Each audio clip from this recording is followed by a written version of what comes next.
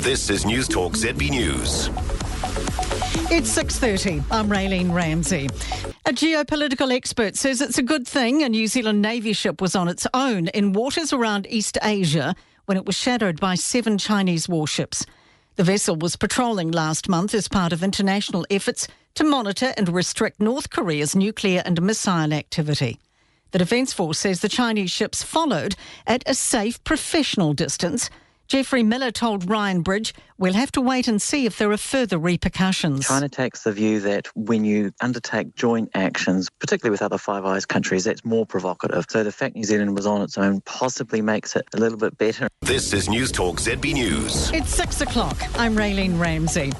No cause for alarm after 7 Chinese warships shadowed a New Zealand Navy ship in waters around East Asia last month. The Kiwi patrol vessel was part of international teams working to curb North Korea's nuclear and ballistic missile programs. The Defence Force confirms the Chinese ships kept a safe and professional distance. Geopolitical analyst Jeffrey Miller says this will always happen through the Taiwan Strait. No surprise at all that China was keeping a close watch on what New Zealand Navy was up to. Ryan Bridge.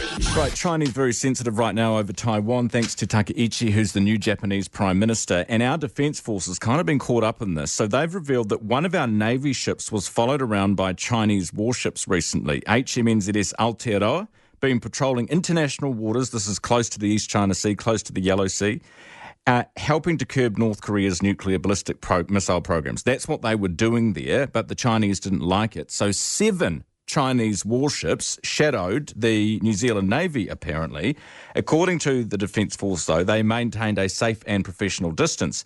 Geopolitical analyst Jeffrey Miller is with me tonight. Jeffrey, good evening. Good evening, Ryan. Unsurprising that the Chinese military keeping a close eye on us? It's very unsurprising, I think. I think that was always going to happen if you sail through the Taiwan Strait. New Zealand did it last year. Last time it was accompanied by an Australian vessel. This time it seems to have been alone, but no surprise at all that China was keeping a close watch on what New Zealand Navy was up to.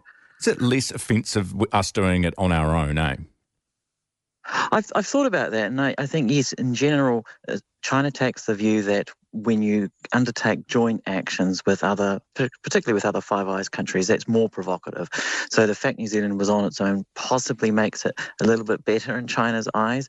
I don't know, though. And you have to remember, after last year's incident, that was in September 2024, we then had the live fire exercises by the Chinese ships in the Tasman Sea. That was in February, and that seemed to be, I guess, a consequence of that, or retaliation to that incident back in September 24. So we'll wait and see whether there's any further repercussion to what transpired back early last month. Jeffrey, you will know we've had the US officials, some quite senior US officials for years now, saying this Taiwan situation is going to kick off.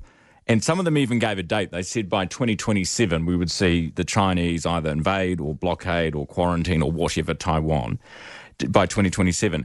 Do you think things are heating up? Are they reaching a boiling point? Well, in some ways, yes, overall, in the last few years, things have got hotter rather than colder, if you like, in terms of geopolitical tensions. And yet, I would say this year, if you look at it holistically, we're actually in a better place. We've got a trade truce between China and the United States. Remember, Donald Trump met with Xi Jinping at APEC back in, October, and signed a trade truce and stepped back from the brink with the tariffs. But also, I think when you look at New Zealand this year, New Zealand has come to appreciate China more than perhaps in recent years, and that's because of Donald Trump and Liberation Day and all the tariffs. So we saw 2 meetings this year by Christopher Luxon with Xi Jinping. Luxon went to China back in June, and then he had a quick meeting with him in South Korea at APEC. And also you've got the Todd McClay, the trade minister. Winston Peters was in China just last month. So there's been a lot of attention paid by New Zealand to China.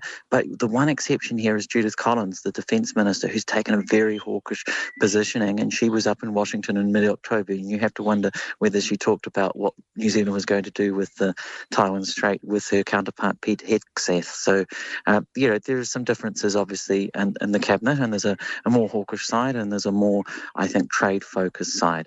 Well, let's hope everyone can call their jets. Jeffrey Miller, geopolitical analyst. It is 13 after 5.